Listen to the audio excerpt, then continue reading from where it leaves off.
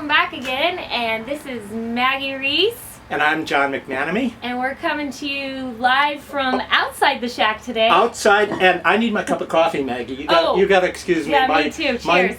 Cheers.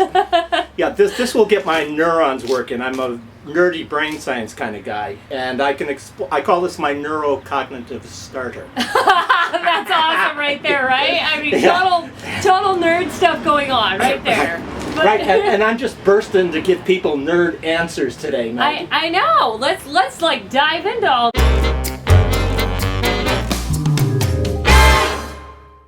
It's important. We got Nerd no stuff. info. Yeah, because this is important to our recovery as well. You can think this is nerd stuff and it doesn't have anything to do with you.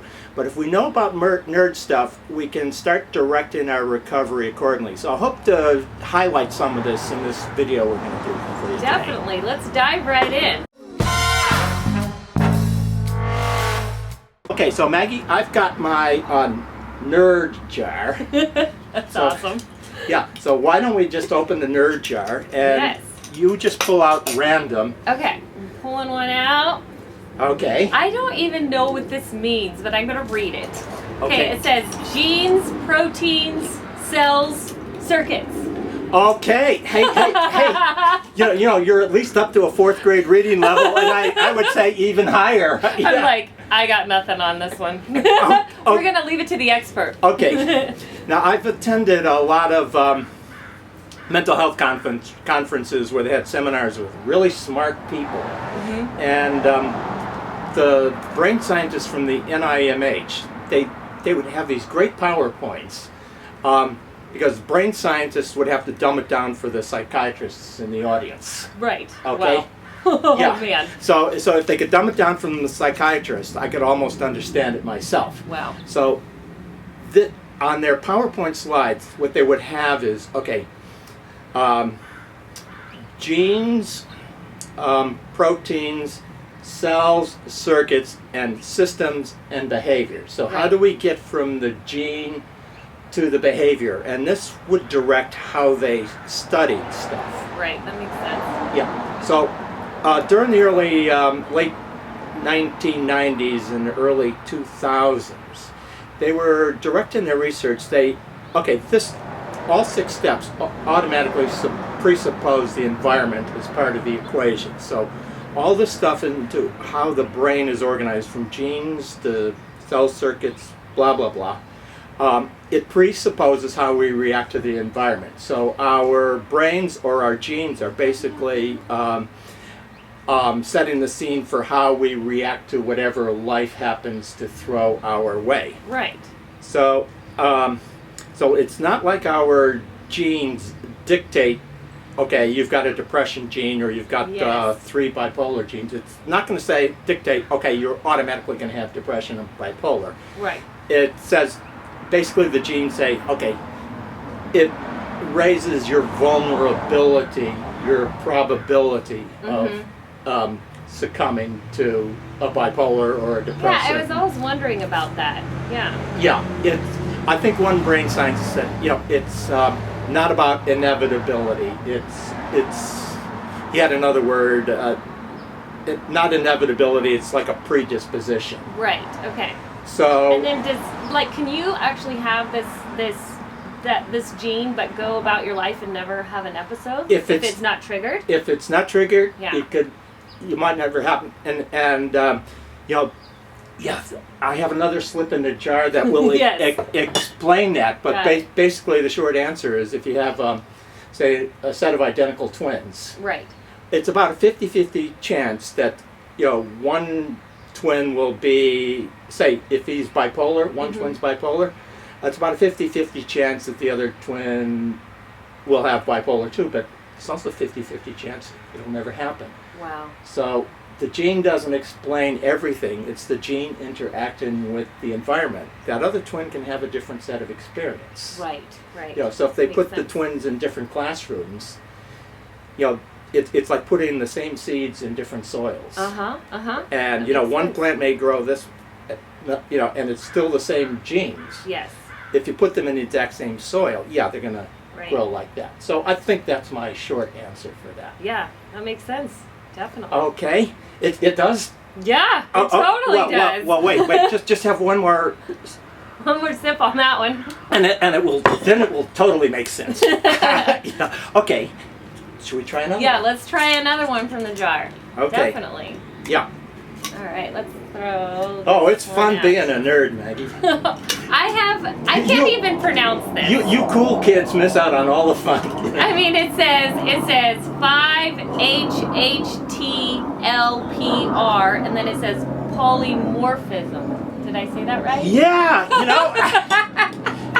Got nothing. Yeah. Okay. Yeah, the 5HHTLPR polymorphism. Yeah. What is that? Okay. I have no idea. Okay. Now, some of the same brain science guys from the NIMH who explained gene cell circuits, etc. Okay. They also explained this one. Okay. Okay. So tell us what that is. So the 5HT. Oh, I think I. Did you put too many H's? Yeah, I put an H too many, I think. Okay, yeah, so 5HT stands for serotonin. Okay. Oh yeah, Okay. I know serotonin. Yeah, we got serotonin. Woo, okay. Yes, Yeah, okay. I know that. So then we got L. I forgot what the L stands for now. But then PR stands for promoter region, and Okay, that's what okay. switches the serotonin gene on or off. Okay. And a polymorphism is nothing more than a gene variant. Oh, well there you go. Yeah. Okay. You So. learn something new every day from this guy. It's like talking to an encyclopedia at my fingertips. Right. I'm just your human carbon-based Google here. Yes, I love the human carbon-based Google. So what happens? Okay, they did a study, a bunch of studies, and it made the second most significant scientific study according to Science, the journal Science. Right. Back in 2003, the Big Bang was the biggest one. Right.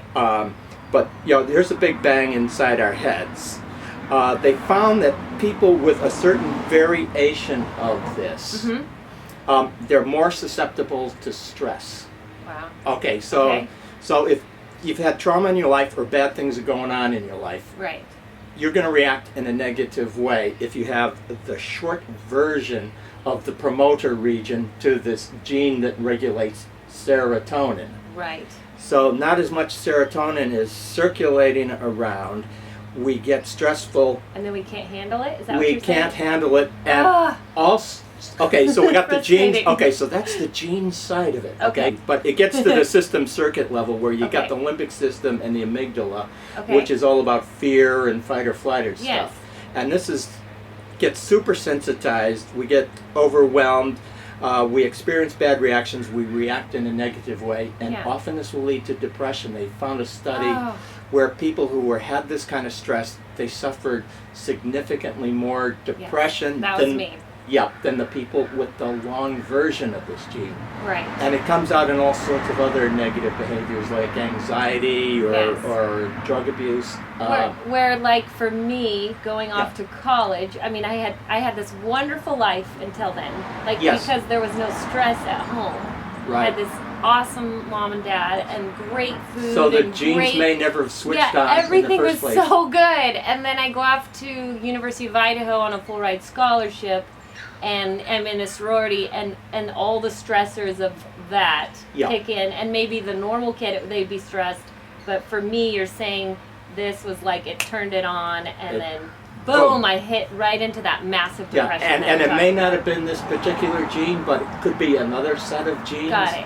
Yeah. And where this relates to our recovery is Yeah. if we know we have a vulnerable brain Okay. and our vulnerabilities are going to be triggered by stress. Right. This means stop being a Superman.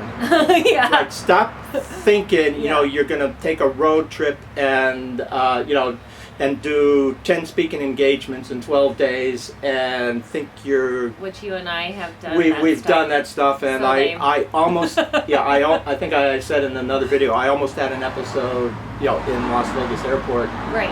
and it's like take account of the vulnerabilities. We can work within the vulnerabilities and lead almost normal lives. So that's the recovery message there. But you've got to get back to reality, like, because we To jump reality. just like that. We're like, no, we can do this, because I feel like I do have that superpower in me. Yes. And I'm like, well, I know I can do 10 speeches and keep going. Because, like, I seriously do feel like I'm just, like, way above everyone else. And that sounds really bad.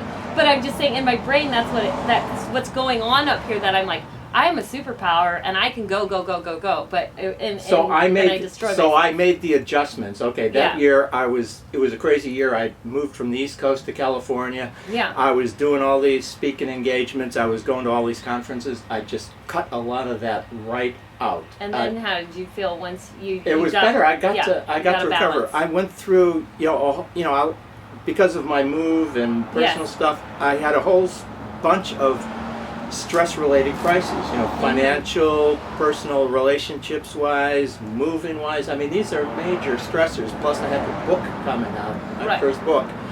Plus, I was trying to be Superman. Right. I was like, got to cut all of that stuff out. I gotta chill. Gotta take breaks. It's like lessons that you have to learn. Lessons you learn, and because I know a little bit about the nerd brain science, I knew why I had to do this, and this was important to me.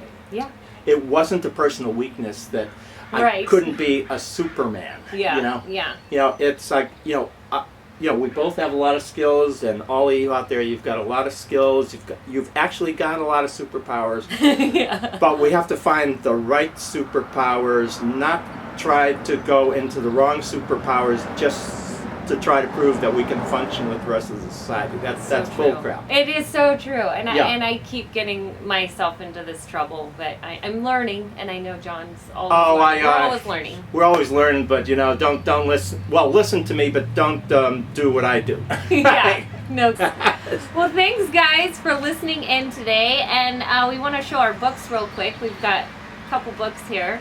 Oh, well, I count 3. We count 3. John's like rolling in on the books. I'm getting more books. Yeah. But so far, all I've got is Runaway Mind, and it's all about my own personal journey with bipolar disorder. And my next book's coming out probably the summer or the fall, so look for that. Oh, that's Runaway Mom. Yeah, Runaway Mom's coming out, and that's all my journeys there, because that's a whole nother disaster.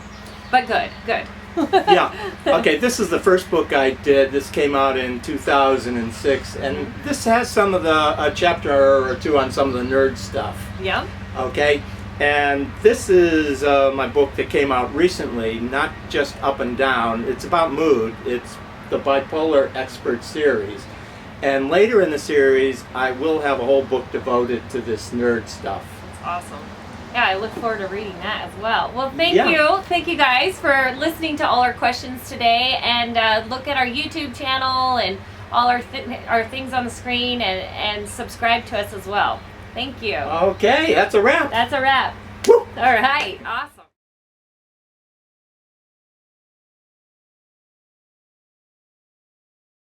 All right, I mean, total nerd stuff going on right there.